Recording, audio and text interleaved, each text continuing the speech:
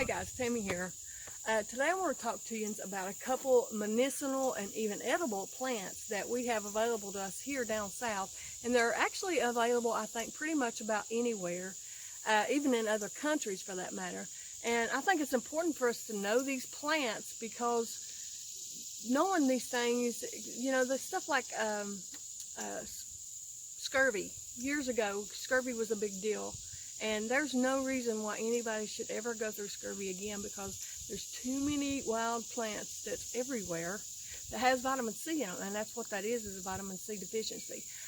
Some of you have, I've mentioned this before maybe, and I wanted to let you know that I'm not a professional at these, but I have been interested and I'm even in a course right now for medicinal edibles, and I'm getting a certificate class out of that one.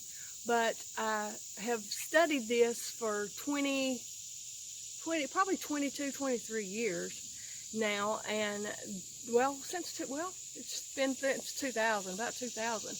And there was actually 3 ladies that has spoken into my life that has really been able to put some depth in me concerning this. And all of those ladies are passed away now. One of them, the last one, she just passed away last year at 93 years old.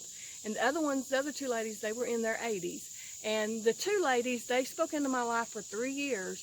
But this one that just passed away, she spoke into my life for 17 years. And I have gained a world of things from them ladies, and I thank God for them, because there's so much out here that we don't know, that we can't pass on to the next generation and even use today if we do not take advantage of these things. So that's why I want to speak these things into anybody that's willing to hear and listen, because I think they're very important, especially in the days we live in for that matter.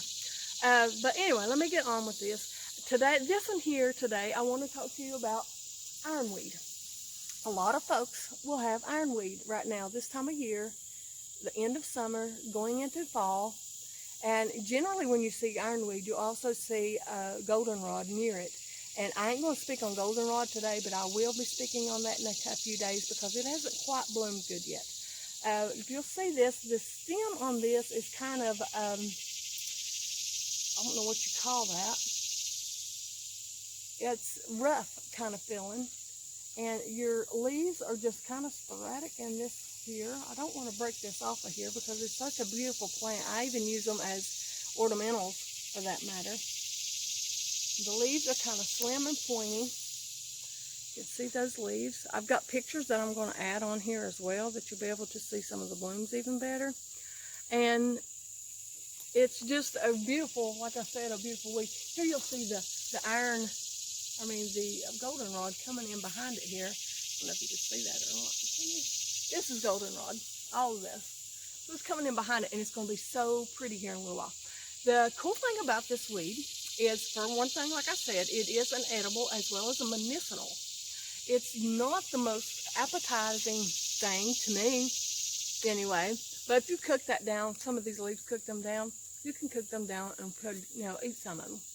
But anyway, the blooms are beautiful. I love these little blooms. Just love them to pieces. I think they're such a beautiful color. This is a blood tonic. And a good way to remember that it's a blood tonic is just thinking about how vibrant this color is. It makes a good tea. The leaves make a good tea. It's used a lot of times. It's been in the past, it's been used a lot for menstrual pain and stuff to that effect. Tooth loss, if people that's using, the Indians used to use this a lot for tooth loss. I really don't understand that concept too well. I haven't dug into that part of this very good, but it's also good for sore throat, for gout, for headaches.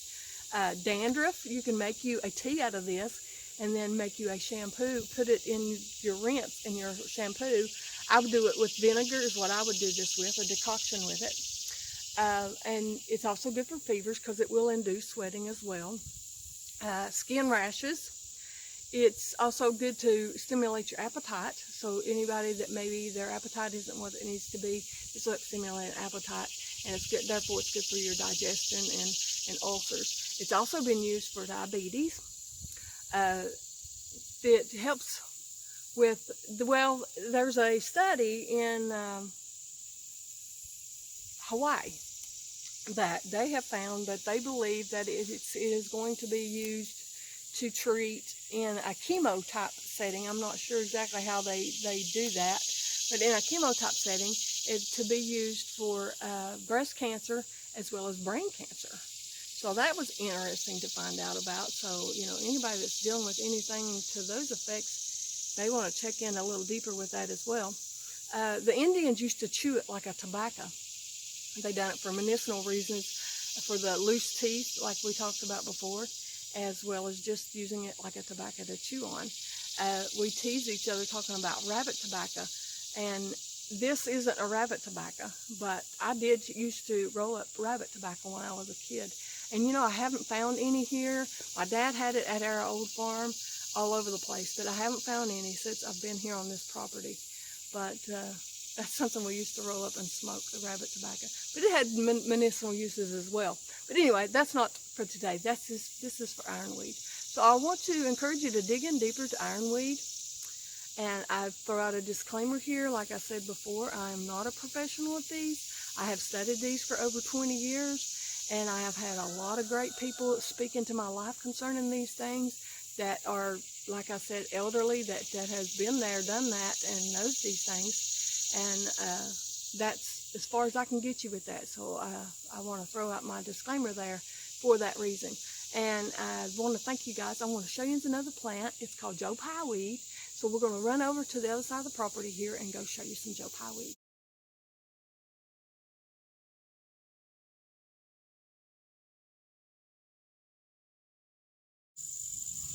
Good morning, guys. Well, today I'm right in the sun, I know, and I apologize for that.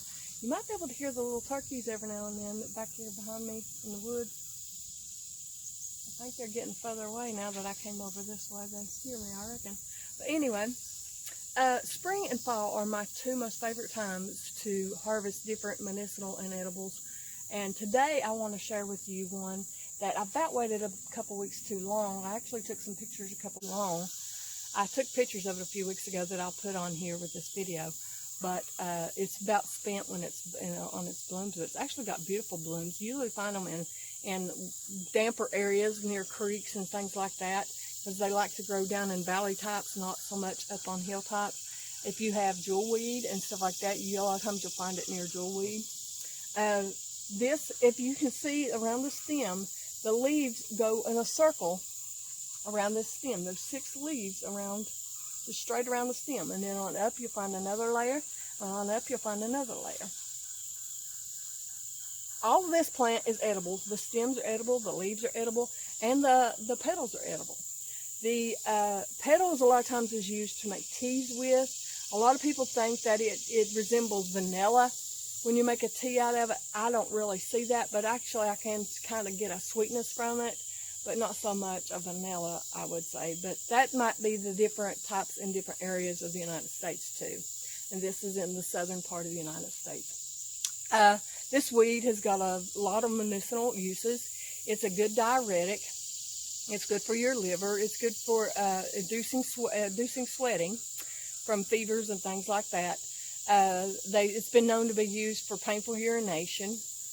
I think I already told you that the flowers you can make a tea from, which makes a decent little tea.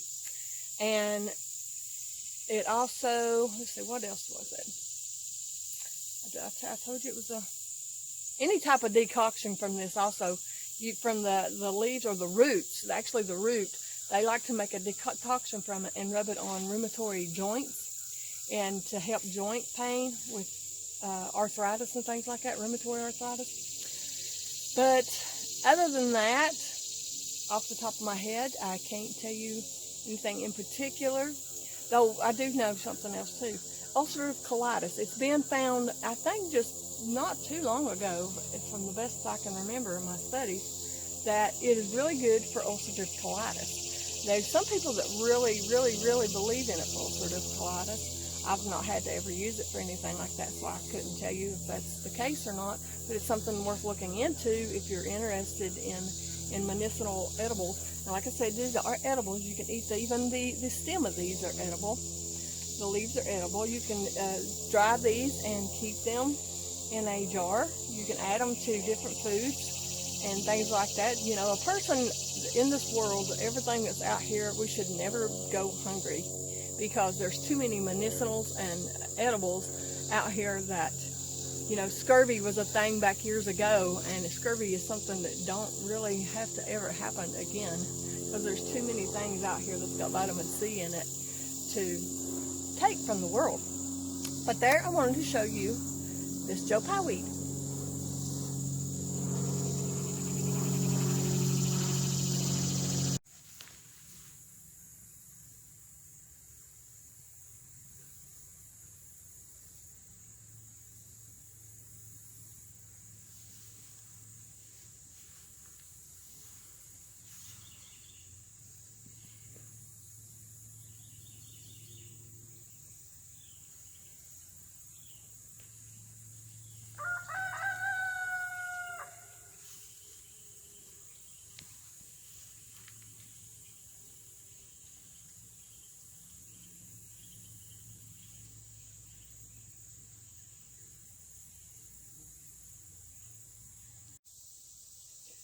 Well, I hope you guys enjoyed these. Like I said, I'm not a professional at these, but I have had a lot of study in these for several years, as well as I am starting to take some certificate classes, just so I feel more comfortable sharing it with others, not just within my sphere of influence, but you guys too, because I think it's important stuff that we need to know. I think it's a wise thing to do.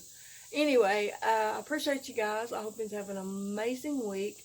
I also have some other medicinal, I'll put that on the screen somewhere, videos that I've done in the past, and I'll be doing some more this fall as I go out and harvest the things that I need to harvest, and just see the things that even I don't harvest necessarily all the time that I want to share with you guys. So we'll see you next time. God bless.